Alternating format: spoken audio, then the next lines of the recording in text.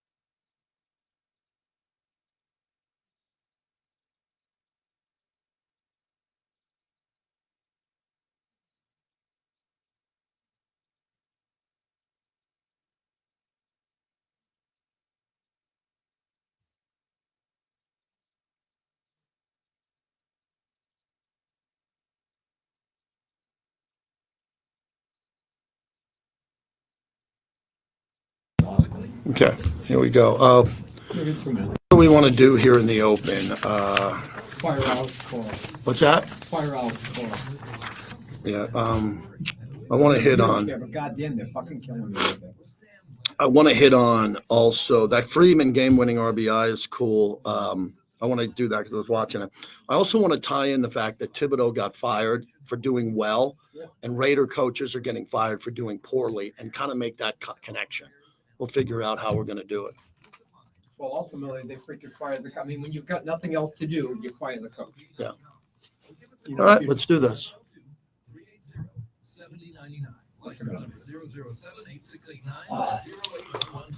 What's happening, everybody?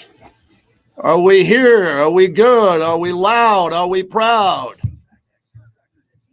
How are we doing today? Let's get a comment or two in here.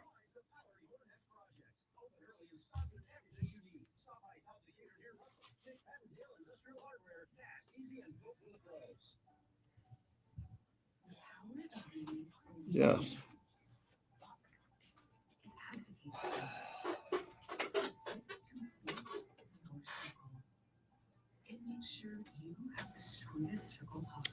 What's up, Rick? There's my guy. Everybody hear me? A Knicks call coming, Chris, huh?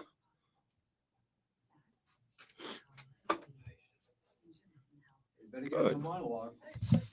About the best pizza in Las Vegas, Grimaldi's. Only at Grimaldi's can you get their famous New York style coal fire brick oven pizza. Grimaldi's has 4 locations. I got an extra pep in my step today. I got an extra thing going on that's going to make the show better today. Of the Las Vegas Raiders and the JT the Brick Show.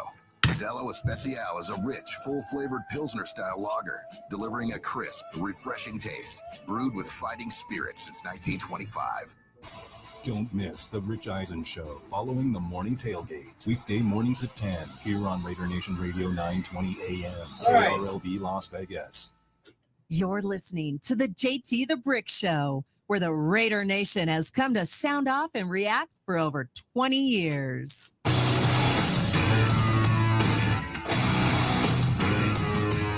It's the JT the Brick Show, broadcasting live from the Finley Cadillac Performance Studio, your silver and black home to sound off for over 25 years. And now, here's JT the Brick. Out of the gate, JT, as we get rolling today on the flagship of the Silver and Black. Very busy show. Very busy. So much so that Bobby had to remind me, we got this guy on. Hey, get it moving. So right out of the gate, as I like to say, because we're here to go fast. We're here to talk sports. We're here to entertain you. We're here for you to entertain us. And I got a lot to cover here today, a lot. And I wasn't on yesterday as there was baseball. That was good because I did my show last night on Mad Dog Sports Radio. It was all about Tom Thibodeau getting fired, which kind of works here but doesn't work here. But I'm going to tie it in and make it Raiders related. We're brought to you by our great friends, and they are great over at PT's. They fuel the monologue 5 to 7, midnight to 2. You know the program. They're the best happy hour in town. We are live on YouTube, streaming on my YouTube channel, which I'm trying to build up for a number of reasons. So we'd like to get 100 people in here every day, or 200 to 300. A year from now, 1,000. Once it grows and hits an algorithm, as my son reminds me, then it really takes off. But I need you to subscribe for free, JT the Brick YT on YouTube. I guess everybody has YouTube. Bobby's a pioneer in YouTube. He's been on there forever, and it's that easy. So watch the show, listen to the show whenever you want, and understand it's important to us as we get going here. So there's a lot going on. We have a Southern Nevada Sports Hall of Famer, Horace Smith, going to join us a little bit later on in the show. Gary Lawless, one of my favorite guests in Vegas, the great hockey analyst for the Golden Knights. The Stanley Cup starts tonight. We're going to get a Stanley Cup preview because I'm not pretending we're a hockey town. We are a hockey town. And I think I'm one of the guys here that reminds everybody we need to behave better. We need to act like a hockey town in Vegas a little bit more. Plus, our entire audience are sports fans. You can handle 10 minutes of hockey. Jeff Sherman will join us over at the Westgate on the moving lines on how to gamble, and he's really sharp, and you got a lot of things happening here. The Thunder are a massive underdog. The Pacers are a massive underdog in game one. I don't get it. I would bet the Pacers, but I don't bet to cover the spread. The Stanley Cup, how do you bet that? Baseball, and I'm up watching the Dodger game and the Met game last night, and I'm like, oh, the Dodgers are going to lose. The Dodgers win. And people are betting that game while it's in game. And the Mets look like they're going to get in. The Mets get out of a jam in the 8th inning. I couldn't believe it. And I don't have the in game in front of me, but people can bet. You can bet now as the Dodgers come to the plate in the 9th and they're losing. And then you get to extra innings. They put a ghost runner on second base. It's T-ball. We're back to T-ball. Mom's going to run out a player, put him on second base. You must bunt every time. I would bunt unless Judge or Ohtani's up. With no outs, I bunt the runner over to third. Anybody know how to bunt anymore? Anybody? No, not really. And then you hope for a sacrifice fly. Anybody know what that is anymore? We just want home runs and doubles. We just want that. All we want is home runs and doubles. And that's how you win when you get to the 10th inning. As a matter of fact, give me the game winner here. Freddie Freeman is a Mets killer from his Atlanta days. He's currently a Yankees killer. This guy, Freddie Freeman, might be on any given day the best player in baseball. Pitch. Swung on and hit deep left. Back goes Nimmo. Still going back. This ball is off the wall. Around third is Edmund. The Dodgers are going to win it. Freddie Freeman with a walk-off double. And the Dodgers win it 6-5 in 10 innings. Yes, Dodgers get it done. That's our friend Tim Neverett on the call. And his son does UNLV. And you know about that family, that great family right here on our channel and on the flagship here of the Raiders. And how cool is it for Tim that we started with a Sports Fan Radio Network back in the day? Years ago, he's the voice of the Dodgers, one of their voices there. But what I want to begin the show with today, and it's a phone topic, is firing of coaches. I have more experience than anyone that you've ever met in the firing of coaches. This is year 28 for me for the Raiders. I think it's coach 15, 14, 16, whatever it is. And the difference with me is I have friendships, business partnerships on the radio with them. So I've watched all these firings up close, and it's affected me. Mentally, it's affected me. You know, some good people, John Gruden getting let go had a really big, profound effect on me because we're still tight. Antonio Pierce, even Josh McDaniels, Rich Bisaccia were all good to me. You didn't meet half of these guys. They were great to me. So it's different when a coach gets fired and you know him. But I'm also a hypocrite. Most of the time on the radio, I want to fire Aaron Boone every night for the Yankees when he loses. So that's the focus of the monologue as we begin, is that Tom Thibodeau got fired yesterday and he shouldn't have got fired. He had a nice run with the Knicks. He didn't win a championship, but he won more playoff games than any Knicks coach dating back to Pat Riley. That's pretty impressive. And he took the Knicks to the Eastern Conference Finals. And that was very impressive. And, you know, there's highs and lows in the playoffs, but the guy shouldn't have got fired. Also, the Denver Nuggets fired Michael Malone after he won a championship in Denver. And that was the second to last championship that we've talked about in the league. Why did he get fired? I don't know. And it's because the NBA is controlled by the players. It's controlled by the players. If the players decide that they can't hear the coach anymore, they don't want to listen to the coach anymore, the coach gets fired. And I think a little bit of that had to do with the Knicks and Leon Rose and James Dolan firing Tom Thibodeau, but he didn't deserve to. He didn't deserve to at all. He's a good coach. Now, there are times that I don't agree with Tom Thibodeau because he's a glorified defensive coordinator. That's what he is. You can't coach offense. It's tough to have a job when you can't coach one side of the game. Like Bill Belichick was maybe going to be the greatest defensive coordinator we've seen. There's been some good ones. Tom Landry on defense. There's been great defensive coordinators over the decades, and they're not good head coaches. Bill Belichick's the best example. Great defensive coordinator, great head coach. Well, Tom Thibodeau is a great defensive coordinator, and he's a very good coach. But they fired him because basically the owner lost his mind quickly and wanted him out, or he listened to the guy underneath him, Leon Rose, or someone else said something, and they fired everybody, and Tom Thibodeau's out. So how do I tie that into the Raiders? This is part of what we do here on Raider Nation Radio. Raider coaches get fired here, and they've been getting fired a lot. And Mark's been trying to find the best combination of coach GM since we've come to Vegas. And it hasn't worked out, and Mark's been accountable about it. He explains it. He wants to win. You know he does. There's no one that listens to this show that doesn't want to think Mark Davis wants to win. We all know Mark Davis is a guy who wants to win and will give the team anything they need. Now, does he have reactions quickly to fire coaches if it doesn't work? I don't think it's quickly. I think he thinks it and talks about it with the people that he's around. He claims what he doesn't know, and he knows what he does know. And the Raiders have made a lot of different moves with a lot of different coaches lately. And it's hard on fans, and it's hard on the players, and it's going to be hard on these Knicks players. Jalen Brunson, the last question he asked after the Knicks were eliminated at the press conference, the last question was a reporter who might have got tipped off, said, "What do you think of the future of Tom Thibodeau?" And Jalen Brunson's like, "Are you kidding me?" Like, drop the mic. Like, give me a break. You're going to ask me about my coach? And he loves his coach. And that was the last thing Jalen Brunson ever said. He dropped the mic and was disgusted. Maybe the reporter was tipped off. But when it comes to the coaches getting hired and fired, and the ones that are with the Raiders in the past who are no longer here, I have a philosophy. It's really simple in all of sports. You hire coaches. They all come in with a vision to win. And then things happen. They don't forget how to coach. Now, they might get a little tight under the collar. If it comes to how many timeouts do I have left? What should I challenge? I'm going to take the flag and challenge or not. That's part of coaching. But most of the coaches that have coached in professional sports, and especially with the Raiders, come in well prepared with assistant coaches who dot every I and cross every T. Well prepared. And then what happens is they win or lose games. And excuses die, the record stands. And if you don't win enough games, you're going to get fired. That's just the way it is. It's Captain Obvious stuff. But if you look at the coaches that have been here with the Raiders since we moved to Vegas, okay, just Vegas, because I don't want to go back to Tom Cable, Lane Kiffin, or Turner, all the other ones that were the coaches there, Dennis Allen, all people, again, that treated me well, and I think I treated them very well. But since we've come to Vegas, we had John Gruden. The emails got leaked. Daniel Snyder, the leaked emails from the Redskins portal, which took out John Gruden, as Brett Musburger said on this show, a calculated hit.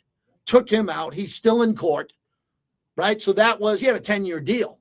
A 10-year deal. He'd be halfway through that deal right now. And he was winning at the time when he stepped down and they came to terms for him to leave. There was a lot of pressure from the league at that point. There was a lot of pressure on social media. There was a lot happening at that time. It feels like a long time ago for a lot of people that it wasn't.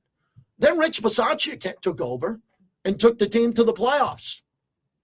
And he's a well-respected coach in this league. The decision was made not to retain him because the plan was in place to try to bring someone in with the experience to take this roster to win multiple Super Bowls. That was Josh McDaniels with a combo platter with Dave Ziegler. And you call it the Patriot way, call it whatever you want, but it was well thought out and vetted. It didn't work. But they didn't throw blank up against the wall and come up with that name out of a hat. They interviewed a lot of people for that job. Now, it's easy to Monday morning quarterback and say they should have kept Bisaccia. Bisaccia could have ended up winning. You never know. He could still be here. It didn't happen. Josh McDaniels takes over. He came in with a plan. I don't think he was a great communicator with the players. He's just not a great head coach. He's a better coordinator. It didn't work out. And I thought the shrapnel on that deal also went to Dave Ziegler. I thought Dave did a decent job, and he was out. So you look at that and you go, Mark made a big decision in season because Mark saw enough that it wasn't working. And I give Mark a tremendous amount of credit. I didn't want anybody to lose their job. I was right there interviewing the coach every week. I wanted the team to win every game, but it was the right decision because Mark was talking to the players, saw the record on the field, and the team was unraveling quickly. So they go to Antonio Pierce. It was a really good move at the time. Coach Pierce comes in, rallies everybody. They start to win games. Kansas City, right? They play hard. And then he earns the opportunity. He earns the opportunity to be the head coach. Other people on this platform told me no. He was an interim coach. Don't give him a new deal. I disagreed. I said, man, the team loves him. Max loves him. The players are playing hard for him. He gets a new contract. He takes over the team. Tom Telesco becomes the full-time GM. Tom has a good draft, by all accounts, pretty good. But then the team lost 10 in a row. And you lose 10 in a row, and you could say there were injuries. Yes, there were. I didn't see the team unraveling, per se. Other people have other opinions about discipline, this or that. I only know so much. And then Mark made the decision to go in this direction. And remember, this direction, you had two coaches, one who ended up in Chicago. A lot of Raider fans thought that would be the pick. And then Pete Carroll ended up getting the job, which I think is a fabulous choice for every reason with Pete Carroll. I mean, if Pete Carroll could have been hired 5 years ago, 10 years ago, at any point, Pete Carroll really was a big-time hire. Now, everybody's going to compare Pete Carroll to who? Well, Antonio Pierce never coached, was never a coordinator. Don't compare Coach Pierce to Coach Carroll. That wouldn't be fair to Antonio Pierce, and we wish him well. We hope he gets a big job somewhere down the road. Rich Bisaccia is a highly respected top special teams coach in this league. And as I told you, John Gruden will be back and coach again. No debate. But when the Thibodeau thing hit, I was really surprised by it because I didn't see it coming. And a lot of times you don't see a hiring or a firing coming. So for Raider fans, the way I can tie in Thibodeau to all the other coaches here is Thibodeau got fired for a reason we are not aware of. I think there's a lot of politics behind that firing. Someone got to the owner. I think probably Rose got to the owner and said, we don't communicate well. He's wearing the players out. Do you know the starting 5 players on the Knicks, all 5 of them, averaged 35 minutes a game? Mikal Bridges, who they gave up 5 first-round picks for, averages 37 minutes a game. And he played every game. So he wore his players out, wore them out. And then they played pretty well in the playoffs. Look, if Halliburton's ball in game 1 doesn't hit the back of the rim, go up in the air over the backboard, almost to the top of the Empire State Building and go in, Knicks win that series. Well, they at least would have had a home game in game 7, and Thibodeau doesn't get fired. And that's the point of this monologue. One basket, one bounce of a basketball was the difference between the coach getting fired or retained. And he just signed a 3-year extension for $30 million, which is guaranteed. Don't worry about Thibodeau, everybody. Don't worry about him. He gets $30 million starting now. Not last year's salary. He gets $30 million to go away. You know how much money Josh McDaniels is making? Antonio Pierce, Ziegler, Telesco. But sometimes you got to make a decision for the betterment of the team. And normally it's the coach who takes the fall because you can't fire the players. You can trade them. You don't have to sign them in free agency, but you need to put out a team on the field. You got to have players, and the coach usually takes the hit. So when you look at the history of the Raiders recently, I mean, they're making a movie on John Madden. All right, his coaching, he's in the Hall of Fame. Coach Flores is in the Hall of Fame. Raiders have had some good coaches. Art Shell, very good coach, first African-American head coach. You look at some of the other, Jack Del Rio. We all like Jack, right? Jack had the team 12-4, and then Carr broke his leg. It could have been a Super Bowl run. We love John Gruden. He got beat in the Tuck rule and got traded. He got traded for 2 first-round picks. There's been a lot of movement for the Raiders at the head coaching position. And whenever a coach gets hired, I normally think it's right. I get in line behind the coach. That's what I get paid to do when I want to do it. If they paid me nothing or they gave me a raise, it'd be the same thing I would do. I would get behind the coach, tell the coach, I'll do anything for you. I want to help you with charities and foundations, help your wife find a school for the kids, which I've done with every coach, and try to help in the betterment of the team and the Raider Nation to win. Now we have Pete Carroll. And everybody seems to be lock, stock, and barrel tied in that this is the right hire. And now he's got to go win games. That's the monologue. I just want to get your opinion overall on how you think, and I want to tie this into a national topic. If you want to help me with this, I'd appreciate it. How do you relate to coaches getting fired in your lifetime? So you live in a market. You'll say you live in Oakland. You live in San Francisco. You live in Detroit. I'm seeing some listeners here we have in Miami who are in the chat. Okay. And what was the biggest firing of your life as a coach? What was the coach firing that had the biggest effect on you? And I'll go first. I grew up a New York, a Yankee fan, and Billy Martin got hired and fired a bunch. And it was so big. George Steinbrenner, who was friends with Al Davis, they were born both on the 4th of July.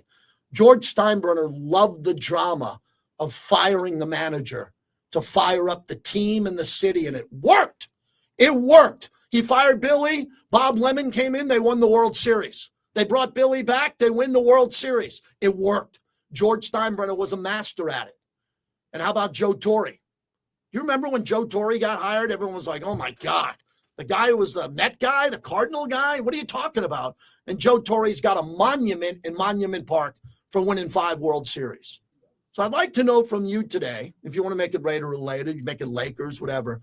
What's the coach firing that stays with you the most? The one that you remember as a young boy or a young girl that you remember on the local news, and you remember talking to your mom and dad or your aunt and uncle saying, oh my God, I can't believe that just happened. Who is that coach? When did it happen? And how did it affect you? 702-365-9200 is the number. Nice to see Chris in West Oakland ready. He understands if you call, we'll put you on the radio. Hello, Chris. How are you today? Oh, man, JT, you're giving me a lot. I can get all over the place with this one. But let's start with the Raiders thing real quick. The one that affected me the most wasn't a firing. It was John Madden stepping down. I was a kid, 12, 13 years old, out of the blue after the 78 season when they went 9-7 and missed the playoffs for the first time in the decade. Madden stepping down probably had as big effect on me. Clearly, the Raiders made the right choice bringing in Tom Flores, but it was mad. That's one of the things that shocked me at the time. Nobody saw that coming. As far as maybe from a positive standpoint, I'm going to tie this in later to my phone call, the Warriors not renewing Mark Jackson's contract and going with Steve Kerr. I think Jackson took the Warriors as far as he could. I don't think it's a coincidence. Kerr got unleashed on the league and became an MVP when he got away from Mark Jackson's isolation system, and Kerr brought the San Antonio ball movement and unleashed Curry on the rest of the world. I'll talk about that in a minute. But those are probably the two biggest, here as a local sports fan. Let me go real quick to the NBA Finals, JT. I'm not shocked at all that the Pacers are a huge underdog. The Thunder have won 4 games this year by at least 30 points, 7 playoff games by plus 20. I think the Pacers are overmatched. I like the Thunder in this series. I'm going to say 6 or less. I would say 5 or less, but the Thunder are a young team, and they've shown the ability to just not show up and blow a game out of the blue when you don't expect them to, but then they usually come back and win by 20 or 30 the next. Plus, I just think the West is that much better than the East, which is what I'm going to get in here to the phone call. Look, I cannot believe Tom Thibodeau got fired. Actually, I can, because it's called unrealistic expectations. And when you've got a bad owner and a bad organization, and I know you're a diehard Knicks fan, but Dolan's a mess. Rose is the same guy that, goes out and trades for a guy like Mikal Bridges and gives up 5 first-round draft choices for a guy that's never been an all-star. Bad decisions start at the top, and that's what's going on here. Look, the Knicks haven't won back-to-back 50-win seasons in 30 years. Thibodeau did that. Thibodeau's won 24 postseason games the last 3 years. That's more games than the previous 12 coaches combined for the Knicks. And when you look at their roster this year, real quick too, I'm tired of hearing about these players being worn out 35 minutes a game. Well, you don't want them to play these guys for many minutes? Go out and get them a better roster top to bottom. Oh, that's right. You can't do that because you got all your money tied up in guys like Brunson and Towns, who at best are second and third players on a legitimate champion, not lead guys. And now you don't have the money or the draft capital to go out and expand your roster. But again, I think Thibodeau, he's got some warts. He's not Steve Kerr. He's not Eric Spoelstra. But let's be honest, JT, and you as a Knicks fan will be honest, this team's not a coach away from a champion. This isn't Phil Jackson taking over the Bulls or the Lakers or Steve Kerr taking over the Warriors that had all-time great players, that were just maybe a coach away, maybe a few organizational moves. The Knicks aren't in that. You take away, Tatum's injury changes things in the East, but you look at the East going forward. You got Halliburton, Siakam, Tatum, and Brown. You got teams that all have 2 stars better than what the Knicks have, and I just think the coach was made to be a pure scapegoat out of this. I think Tibbs is a hell of a coach. I think there's some things he should work on, but I don't think you bring Michael Malone in right now, who's probably a better coach, but realistically, do they go any farther than they did? Yeah, maybe they did. They were a bounce of the ball away. But at the end of the day, JT, much like the Raiders over the years, firing coaches, instability, the Dolan and Rose, their unstable owner and GM, they make bad decisions. I think they made a bad decision here, and it wouldn't surprise me if they slip back to the pack next year. I think Tibbs deserved better. And I think it comes down to unrealistic expectations. Knicks fans legitimately think they're an NBA title contender, when in reality, if you put them in the Western Conference, they're probably a play-in team, not a title contender. Thank you, my friend. I'll talk to you later. Thank you, Chris. And no, they wouldn't be a play-in team. The Knicks have a starting 5 and 6 that's good enough to hang in the West with Dallas and a lot of those flawed teams, period. The Knicks are not an 8 seed in the West. Okay, the Knicks are a good team. Knicks got a good roster. Knicks knocked off the Celtics. For those who say Tatum got hurt, they were dominating when Tatum got hurt in that series. And Tatum's a good player. And I think the Knicks are okay. But the reason I mentioned the politics side of firing coaches, a lot of times it's politics. But what's different in the NFL from the NBA is in the NFL, the players don't control the league. Like if Max Crosby wanted, or Geno Smith in Seattle wanted a coach fired or whatever, no. The owner's going to be like, no. Okay, we got 53 guys on the team. You're one. But there are powerful people like Tom Brady with the Patriots, who him and Belichick at the end, Brady had a great way to get out of there after that relationship wasn't perfect. I don't know what the relationship was. And Brady went to a great scenario in Tampa where everybody wanted him there, and it worked out great. But the politics of this Knicks firing is really interesting to me, because Thibodeau didn't deserve this. You don't get to the Eastern Conference Finals and get fired. And Gary Lawless is going to join us next, the great Golden Knights analyst and TV guy and radio, about, look, Bruce Cassidy got fired, Bobby. You remember, he went to the Stanley Cup with your Bruins, and your former team, the Bruins, and then all of a sudden he comes back. The next year he takes our team to the Cup and wins. That might be one of the wildest firings I've ever seen. I always say about hockey coaches, do not buy a house, rent. Do not buy a house, rent, because you're going to get fired. You can go to the Stanley Cup, and look at this Peter DeBoer guy. Every year, Peter DeBoer, he's a really good coach. He was a coach for the Golden Knights. Where has he coached in the last 6-7 years? He's everywhere. There's only one Scotty Bowman. There's not many coaches that could have a lifetime job. 702-365-9200. Grimaldi's, hands down my favorite pizza in Vegas. Only at Grimaldi's can you get your famous New York style cold oven brick oven pizza. Grimaldi's is now serving slices for lunch. Summerlin, Boca Park, that's my go-to. Canal Shops at the Palazzo. South Rainbow, and in Green Valley on Easton Avenue. We give away $50 Grimaldi gift cards to random callers. So use the phone number and get on in here. Gary Lawless and Jeff Sherman the rest of the hour. Jump in on YouTube and join us during the breaks. It's unnecessary roughness. Be right back, everybody. Be right back.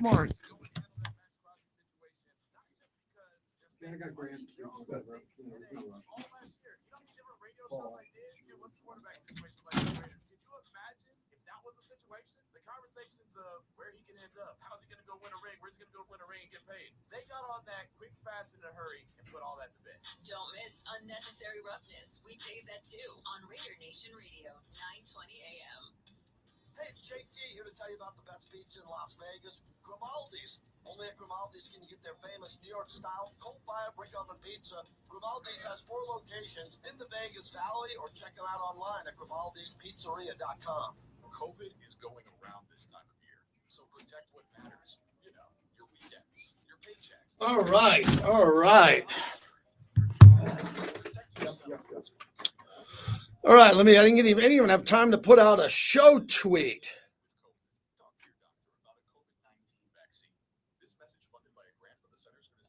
So everybody doing well? Everybody cool? Everybody good? I thought that topic on firing coaches was a pretty big one. Overall, it's got a lot of things here in the chat that I think is really important. You know, I can see myself here. Look at this. I can hear everything on delay. So I want to share this on Twitter. You know, I can see myself here. Look at this. I can hear everything on delay. So I want to share this on Twitter. Okay.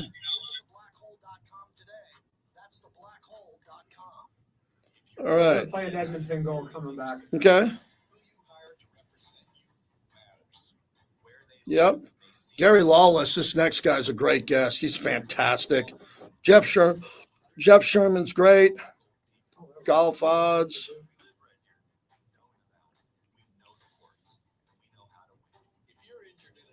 There we go. Vinny Bonsignore. So what else we got? You know, the one that stays with me the most is Gruden with the emails, because there was a lot of pressure around the league, and obviously it happened, and that was something that kind of changed the Raiders for a while, man. And now Pete Carroll is a big stabilizing force.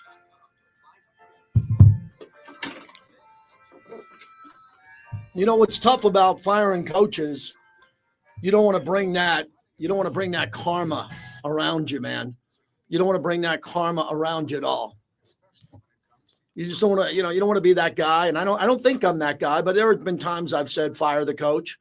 I said that about Aaron Boone. I'll be honest about it. But there are times where you don't want to keep saying fire the coach, because if you do what I do for a living, then when you mean it or you don't mean it, people don't know. They just always hear you say fire the coach. Hey, so I'm Gary, never that guy. How you doing? Doing all right, man. I'm just up to JT. Give me about a minute and a half. Okay, man? Yeah, I want to come back to me pretty quick here because we got him and Sherman. So yeah. You got a break between, or is this straight into? I don't know. You let me know. Or you want to keep him like 10 minutes?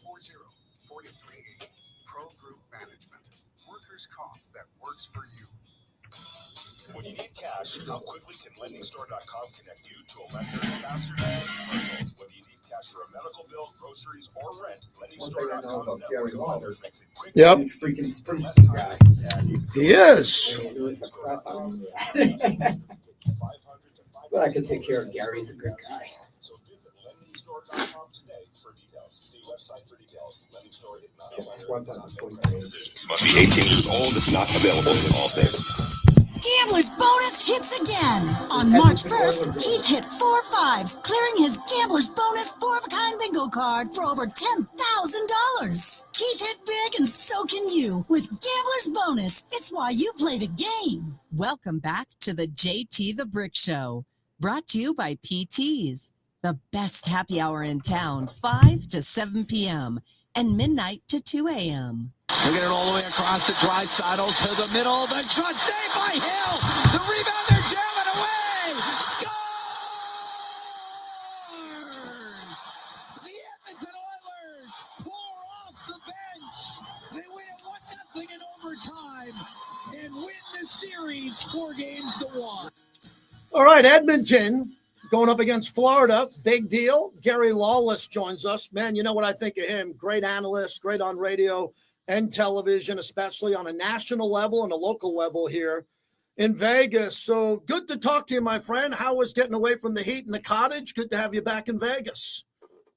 Good to be back in Vegas, and thanks a lot for that lovely memory, JT, of the Golden Knights getting knocked out by the Oilers. I was all excited to do this chat with you. Wow. And then, like the knife in the ribs before we even start. That was all Bobby. That was all Bobby. He picked Springsteen, and he picked that, and it's interesting. I wasn't aware. I'm one of those guys where I put my headset on a second before I introduce you, but I get that. Who do you like in this series, considering it affects us so much? Because a lot of people believe Vegas is still the best team, the best roster. Came up short this year, but a valiant effort. Who do you like in the series? Yeah, I like Edmonton. I think that, first of all, Connor McDavid is the best player in the world. And I used to say he was the best offensive player in the world. And I think he's tweaked his game a little bit. And when Scotty Bowman coached the Detroit Red Wings, when he first got there, Steve Eisman was getting 120, 130 points every year. And Scotty said to him, do you want to score 100-plus points or do you want to win the Stanley Cup? And Steve said, I want to win the Stanley Cup. He goes, then we're going to teach you to check. You're going to get 80 points, and we're going to win the Stanley Cup. And they won a bunch. And Eisman learned to be a great two-way center. And, McDavid is still capable of turning the game on its ear with his offensive abilities, but he's also made it real hard for the opposition to score. And look no farther than the Golden Knights. They couldn't score in the last half of that series. And a big part of that is Connor McDavid. So I think he's due. I think Chris Knobloch has done a real nice job taking McDavid and Draisaitl to the next level. Has full 200-foot players, and Florida obviously very impressive, but the way they play, it takes a toll. They went long when they lost to Vegas 3 years ago. They went long when they beat Edmonton last year, and here they are again. At some point in time, I think they hit the wall, and I think the Oilers are a bit of a wagon right now. If Florida does win and they go back-to-back, do you think they have the core set up, the infrastructure to be, at 3 is a dynasty, 3 of anything is a dynasty. They'd be on the verge of doing it if they won their cup. What do you respect about Florida? Well, Sasha Barkov is one of these guys that nobody really talks about. He's just a great two-way center. And right behind him, they got another Finnish kid, Lundell, who plays, he's kind of like Barkov light. Tkachuk, obviously. Reinhardt is, one of the best trigger men. Verhaeghe can score. And Sam Bennett is, he's a killer. He's very physical. He scores big goals. There's lots to like about Florida. I don't love their blue line, and yet they've done a real good job. And maybe Bobrovsky covers up for them a little bit. Right. He's one of the best in the world. So there's lots to love about Florida. They have they've worked real hard to get to that next level, and obviously with being in their third Stanley Cup final in a row, that's impressive.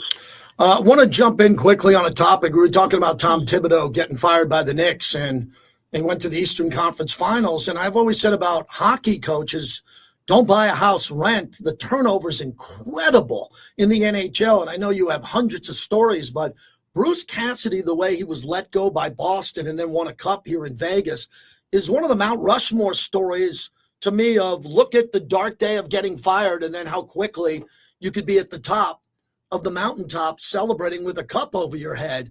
What's that like for you over your career, seeing so many good men get fired because they didn't get to the cup or playoff expectations, they kind of didn't live up to it? Well, when a guy gets fired, it's a two-part conversation. The first part is sorry, really sad that you got clipped.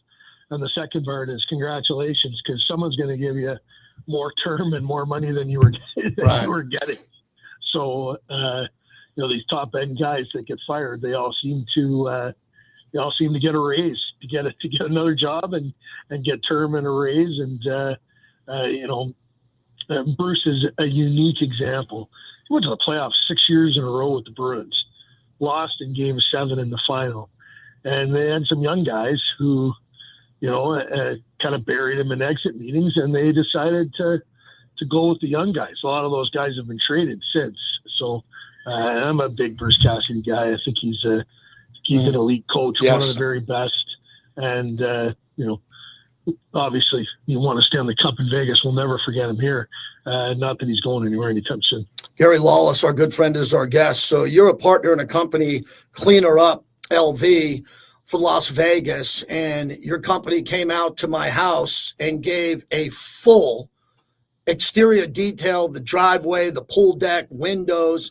It was one of the greatest experiences I've ever had in Vegas with a company that got to my house early, stayed late into the day, and did everything brilliantly. My wife hasn't stopped talking about it.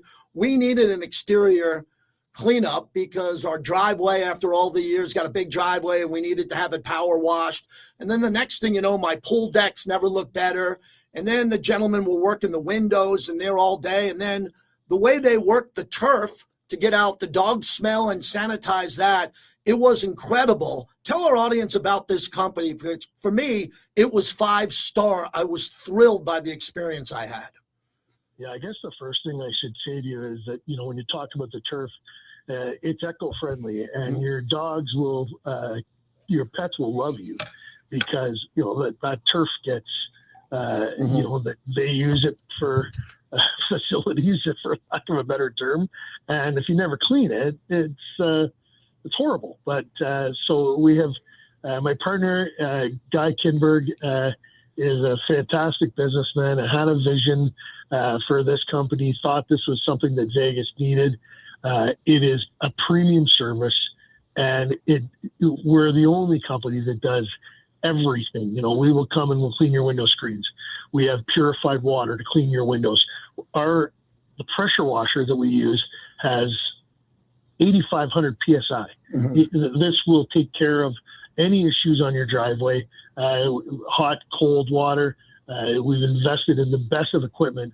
But maybe the greatest part of Cleaner Up is our staff, and it's led by our foreman Alvaro, who you got to meet. He comes to your place. He's a perfectionist. He's certified in all of these areas. He's worked for my partner Guy for over 15 years, knows what he's doing, trustworthy. And I go back to it. He's a perfectionist.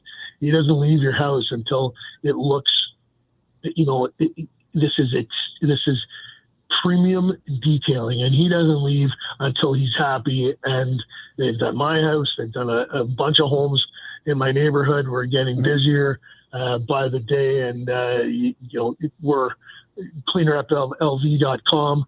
Go to our website, check it out. We've got lots of great social media content as well. You should, if you're having a wedding or a graduation party, or it's the start of barbecue season, you're going to have people over, call us. We'll make you really happy. Yeah, Cleaner Up, Las Vegas. Let me tell you, everybody, Gary's been a friend for a while here, but my house needed it. There was one point where they were up on my roof, and I think my roof is pretty clean. You come through, you see my house, and the amount of dirt that was flowing off my roof and flowing off my house. And I had my house painted. It was a big job like 3 or 4 years ago. It was a big job. And all of a sudden, after they power washed my entire house, I looked at it. My wife came out to the front of the street and says, "Oh my God." And I go, "Yeah, oh my God." And I wouldn't have gotten this service for the house and the power wash the house. And that's something that blew me away. But what I really needed it for was the driveway. Not enough people power wash their driveway.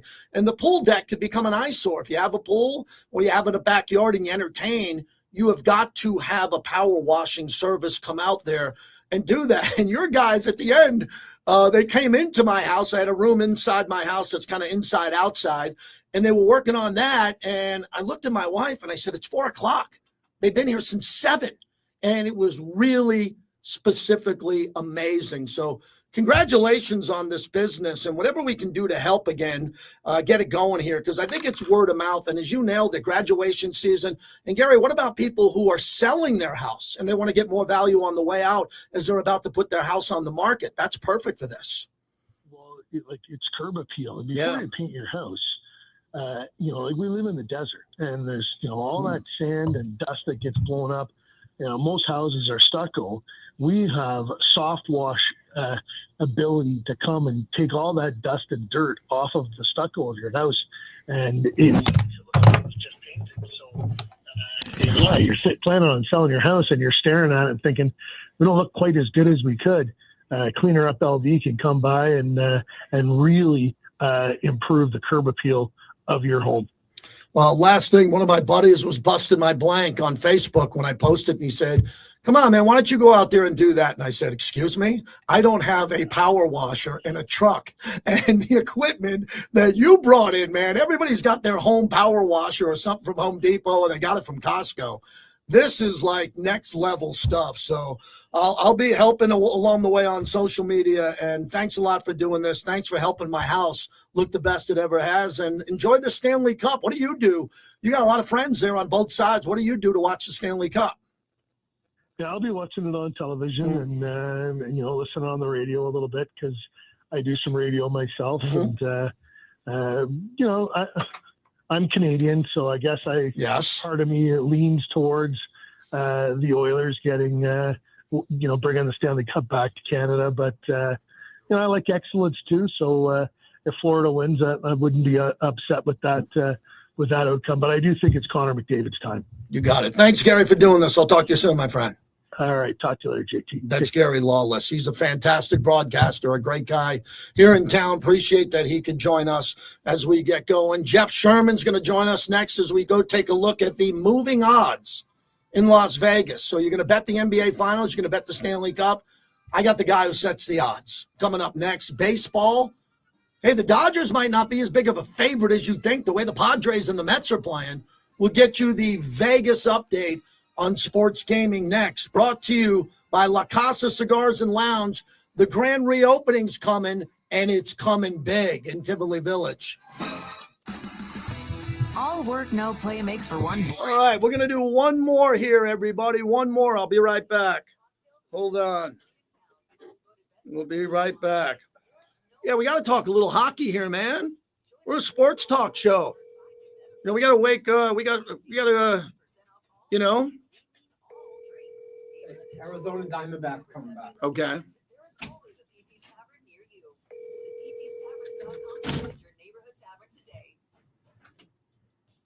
the time for a great deal on a new Honda. It's time to take an adventure with rugged capability and commanding style. Check out the Honda Ridgeline, Pilot, Passport, or CRV. For a limited time, well-qualified buyers can get a 1.99% APR. All right, man. Look at the bricklayers here. We got a small crowd today, man. I hate small crowds, but then again, it's bigger than a coffee house. If I was doing stand-up and I had 40 people there, I'd be proud for that. I got one of my guys here who I'm going to see tomorrow as we're going to do the show live from the Raiders tomorrow at Raiders HQ. How great is that? Thank you, Peyton. The bricklayers in there. Everybody's in there. Yes.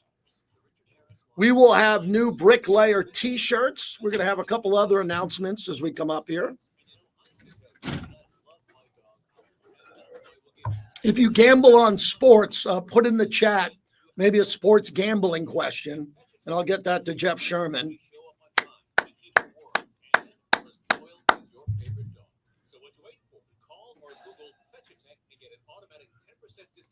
By the way, is the Sports Smith guy calling me or? I would assume he is. I would assume he is. Hey, Jeff, Bobby, how's it going? Good, man. I'll get up with JT. Give me 2 minutes, okay? Fabian says Oilers sweep. Well, I don't know about that. He says just to piss off MAGA. I don't know. I don't get politics in my sports, but I can tell you one thing. The Canadians do not want to lose to America right now. That is, and they beat us what in the World Championship when Canada beat us. Yeah. So they want to win this thing.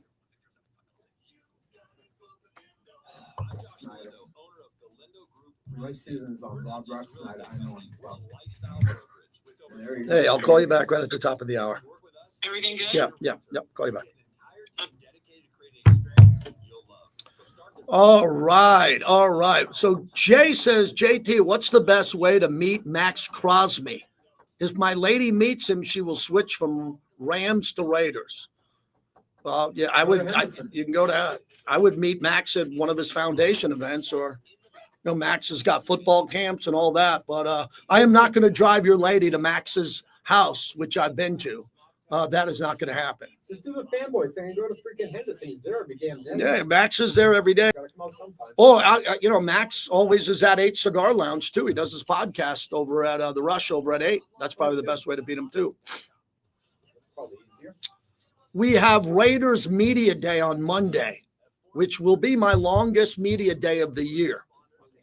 This Monday, we'll be there from 8 in the morning till noon. Then I'll be on the radio from noon to 2. Then I'll be on Mad Dog from 7 to 10.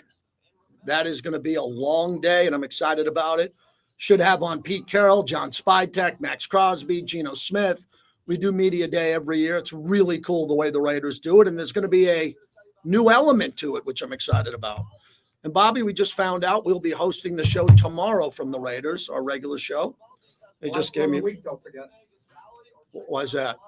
Oh, yeah, I'm off Friday. I'm off Friday. I'm going to a wedding in Beverly Hills. The Black Hole. Arizona Become a Diamondbacks. member of football's most notorious fans. The pitch. Swung on. This ball hit out to deep right center field. Harris going back. He is at the track. Turns. Looks. It's gone. Into the Braves bullpen. Second home run of the night for Carroll. It's a 3-run shot. And the Diamondbacks take a commanding 8-3 lead. Diamondbacks Radio, JT back with you. We are always thrilled to mention Tito's Handmade Vodka, my go-to vodka. Go have yourself a Tito's with anything you want inside of it. You might like it on the rocks. Distilled and bottled by Fifth Generation Inc., Austin, Texas. 40% alcohol by volume. Savor responsibly. Jeff Sherman joins us, VP of Risk Management over at the Westgate. Jeff, good to talk to you. I've watched a lot of baseball the last couple of days because my Yankees lost 2 out of 3 against the Dodgers, and the Mets should have beat the Dodgers last night. I want to start with the Dodgers and where they're at with the odds to win the World Series, because with their pitching, they look a little shaky to me.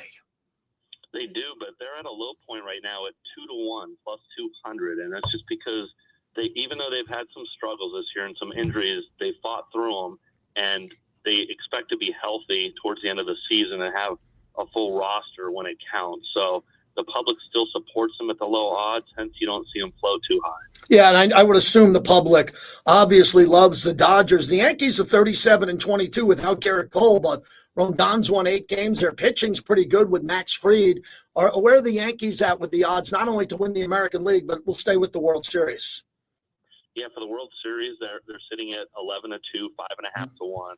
And for the American League, they're at plus 175 as the favorites. And it's a pretty solid favorite right now. So they were sitting as high as 9-1 about 6 weeks ago, but they've been dipping down.